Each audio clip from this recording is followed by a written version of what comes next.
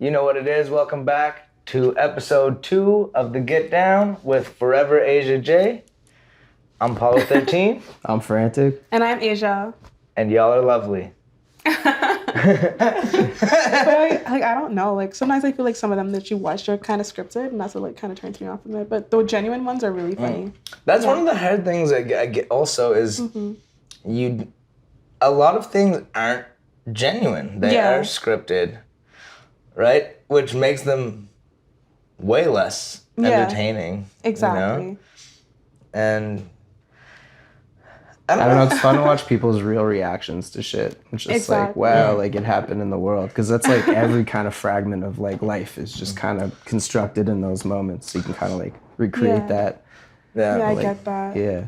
Yeah, I like it when like the pranks go wrong and somebody ends up just getting knocked the fuck out. Do you know what I mean? Like you bounce out from behind the wall to scare them. those It's like, are good. It's like out of a garbage can or something, just gets knocked the fuck out. Like, I like that shit. I don't know why I like that. That cracks me up. Yeah.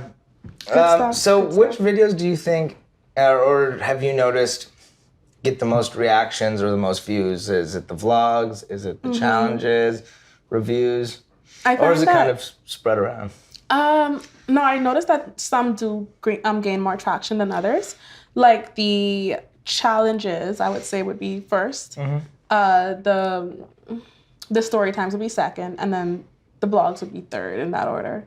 And then the others are just like, oh, okay, maybe it's just something to put out, like a review or like a reaction, Do you ever get other people for the story time? Like instead of like taking a story just from like Twitter or something, you can have a friend be a guest and they can tell a story from their life? I thought about that. I think that'd be cool. Yeah, that's something that's definitely in the works for sure. Yeah. Sadly, I can't tell most of my stories. Right? Come on. No, that would be awesome. You should. It would be epic. Down. All right, I'll do it. It'll be a little like slightly edited. Yeah. It's gotta be. And I pulled up with the strap. No, I'm just joking. That never happened. Never once did I pull up with the strap. Allegedly. Allegedly. You started doing the videos in Canada. I did. Yeah? Yeah. So was this ever something that crossed your mind when you were in the Bahamas? Oh, I've always wanted to be a YouTuber, like ever since I could remember. Like a YouTuber specifically? Specifically, it's crazy. Yeah. Yeah, people would ask me like what I wanted to be, and just to like sound normal, I'd be like, oh yeah, a doctor, or like, and then I like switch up my answer every time because I like never really wanted to be anything like that. It's like a doctor, or a teacher, or a chef. It all started like when I was like really young though. Like my dad would like bring me cameras or like binoculars and like stuff like that. Like, you know, microscopes and stuff like that. So I was always like into stuff with like lenses and taking cameras and videos and stuff. And I would take them, but they would just be in the camera, and then I get a new one because it's like this one like isn't working anymore. Or, like, you know, ran out of space or something. I don't know. Yeah. So and then like I would spend like most of my spare time like watching YouTube videos, like people sing and stuff, like back in I think like 2007. Like it was like a lot of like acapellas and like, you know, people just singing stuff doing covers. Yeah. Yeah, so I would watch stuff like that for entertainment, and then I don't know, I just always wanted to like get into YouTube, but I never really took it seriously. And even up until like 2017, I was like, I want to do YouTube. My friends would be like, do it, and I was like, no, I'm too shy, like, you know. And then when my best friend actually, she started a YouTube channel, and then that like inspired me to start mine, and that's when I started like really doing it. And then after the motivational thing didn't work out, I realized I was like, you know what, I want to do YouTube for like to entertain people. So that's really my goal. It's just to like make sure people are entertained and happy watching my videos, because that's what I got when I was younger, and I just want to like, you know, reinstate that. Yeah. Did when the motivational videos didn't work out, was there like a period of doubting, like, do I want to keep YouTubing, or was it just immediately like, I want to do this, not like this, and what am I gonna do? It was never like a should I stop YouTube question for me. It was more so like, how do I make this something that feels more real for me? Like, I don't want to say like I need like views and like subscribers for validation, but I do have like a certain goal I want to reach, especially like possibly making a living out of YouTube, because it's something I actually enjoy doing. Like I could do it all day. Yeah. Literally. It's very interesting, like now that YouTube having a successful YouTube channel can be a business. Mm-hmm, exactly. You know what I mean? And I find it interesting that you were saying, I always wanted to be a YouTuber, right? Because like for me, you know, I'm a performer, I'm a rapper, I've always enjoyed acting. So like I always wanted to, like I knew I wanted to be a performer. Yeah. But I never thought like, oh, I want to be a YouTuber. Yeah. You know what I mean? And I feel like it's something that's becoming a lot more common. Is like, this is what it's like a medium of its own now. Yeah, exactly. Do you know what I mean? It's like, you're not acting. I mean, I guess some people are. Yeah. Depending on what their channel is. But like, you might be playing a character or something. Yeah. But so even this like, you know, people do like history shows or like UFO documentaries. I've been on a trip. Those are the best ones. I binge those. Yeah, I love that shit too. I'm like, they're definitely here. Yeah. Right now, behind the camera. Sheldon, explain yourself. You learn as you go, you know, just in life. And I definitely found that was a big thing for us in this show. And we are continuing to learn it. One of the things that get down. Get up with the get down. Shit. This is why you shouldn't smoke weed before podcasts. Okay, so one thing that I like find kind of inspiring in a weird way is like whether you like him or not. Like I'm indifferent. But Joe Rogan, you know what I mean? His like podcast is like, like when people think of podcasts, it's usually like the first one. Even if you listen to it or not, it's like one of the biggest podcasts, right? Yeah. Have you ever watched the early episodes?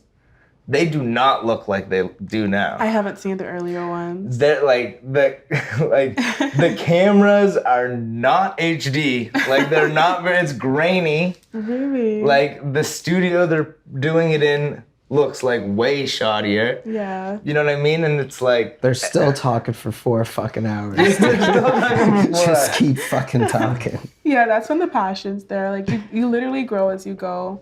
Yeah. Yeah, which is super important. But you know what's interesting too is like, I guess your channel should be like your experience and your journey and your growth.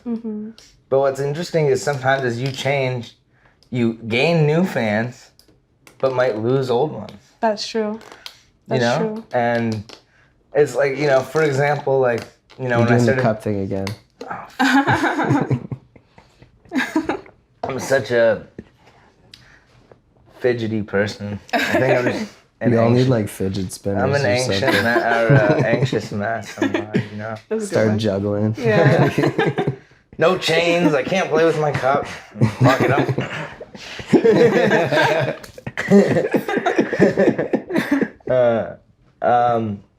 Fuck.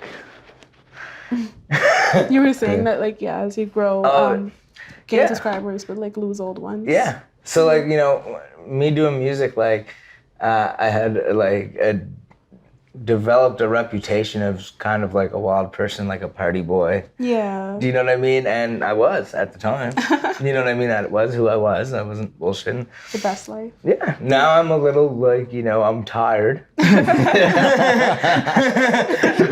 tired of, you know. Yeah. And like now my stage performance is generally a lot more relaxed and like less in your face. And some people like it a lot more. Because, you know, sometimes less is more. Yeah. And some people are like, where's that, like, crazy, raw energy? Your shirt's off, you're jumping in the crowd. Like, where did that go? And I'm like, I'm tired. Dog, my knees hurt. Like, cut a motherfucker some slack, you know? Yeah. No, last show, though, and you're, like, yelling at that guy. That was pretty funny. Oh, yeah. Yeah, like, guys, don't try and heckle me on stage, because I can talk shit with the best of them. What did he say? Oh, he was just like... I don't even remember.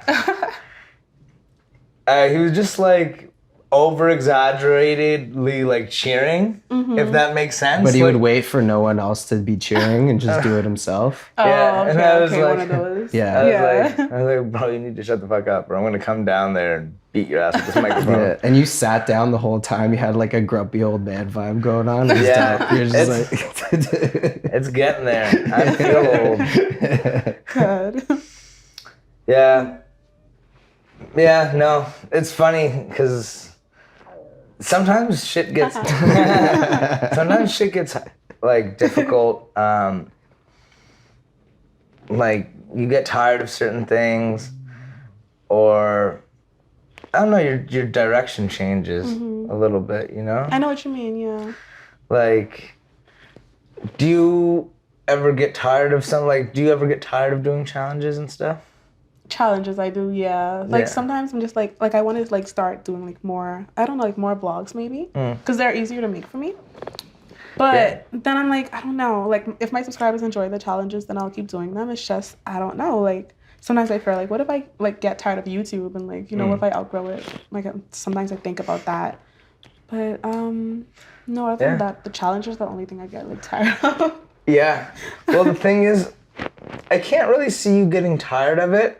I think the main thing is like if it doesn't become feasible that like it's a business or your livelihood, Yeah. it's hard to devote so much time and attention to something that you enjoy, but you're not like earning a living from. Yeah. The thing is, I see it growing.